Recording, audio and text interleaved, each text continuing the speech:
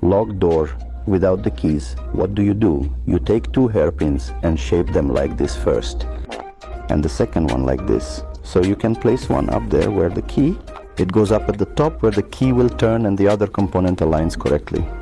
Tiny one you take and start tightening, in this case the pins. This here is a shelf door. Carefully tightening the pins down to ensure stability. I had sped up the video here, now I've stopped it because it didn't take that long. See over there, hey? The top hairpin, which I use as a turner, hey, it already turned. See how it turned the key there? Look.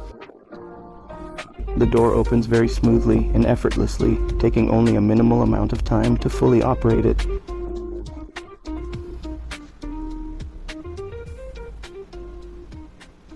That's it, folks. Thanks for watching the video. See you next time.